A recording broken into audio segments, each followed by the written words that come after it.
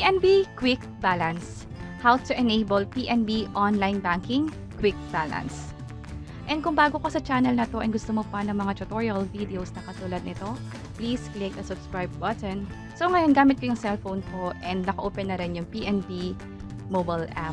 And dito, gamit kasi yung cellphone lang natin, pwede nating ma-access yung balance natin. Hindi na kailangan pumunta sa bangko, hindi na kailangan pumunta sa ATM machine para lang i-check yung laman ng ATM. Instead, dito sa banda maba, merong quick balance. So, tap ko to. And ang sabi dito is, you may check your balance with just a swipe. So, tap ko tong done. And ang gagawin natin ngayon is i-enable natin yung quick balance dito sa PNB online banking or sa PNB mobile app. So, para ma-enable yon, mag-login muna ako dito sa PNB mobile app. So, i-enter ko yung user ID ko and then followed by password or pwede rin naman yung touch ID. Actually, na-setup ko na yung touch ID before and pinakita ko yung process or step-by-step tutorial guide dito sa link na to sa taas. So, ito na, nakapag-login na tayo and right away, nakita na rin natin yung balance natin. So, dito sa PNB mobile app, merong dalawang option para ma-check mo yung balance mo. Either mag-login ka manually or itatap mo yung quick balance na pinakita ko kanina.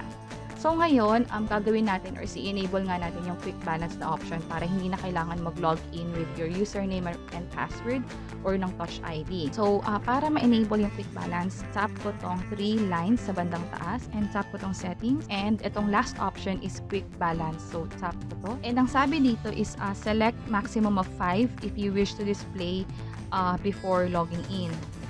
So, dito, since isa lang naman yung account ko sa PNB, pwede ko na siyang makita yung balance agad. Pero let's say marami kayo account sa PNB for some reason, nakapag-open kayo ng maraming accounts. Let's say 6 yan or 7 yan, 5 lang yung pwede nyong ma-enable for quick balance. And ang sabi nga dito sa bandang taas, quick balance enables you to monitor your balances without the need to log in.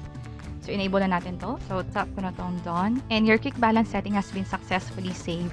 So, sa inyo, may time kasi na yung PNB mobile app, hindi siya nag-respond. So, hintayin nyo na lang or pwede kayong mag-log out and then mag-log in ulit kapag ini-enable nyo to and hindi nag-respond yung mobile app. So, check na natin kung ma-access natin yung balance natin without the need to log in or gamitin na natin yung quick balance. So, tap ko tong 3 lines and log out na tayo.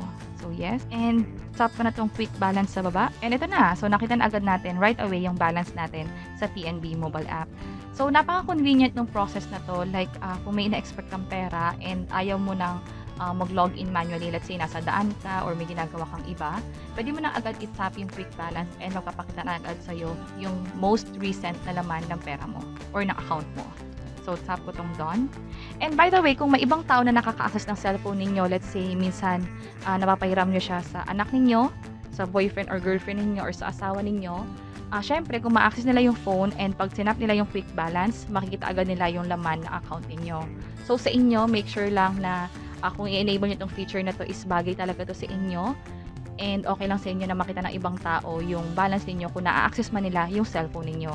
And kung sa inyo, gusto nyong i-cancel na or i-remove na yung quick balance na option sa account ninyo, pwede rin naman. So, pupunta lang ulit kayo sa account ninyo or mag-login lang ulit kayo sa account ninyo katulad ng gagawin ko ngayon and then tap ko tong 3 lines. Balik ako sa settings and quick balance and pwede ko na siyang i-off. Pag in-off ko to dito, ibig sabihin naka-disable na yung quick balance sa account ko.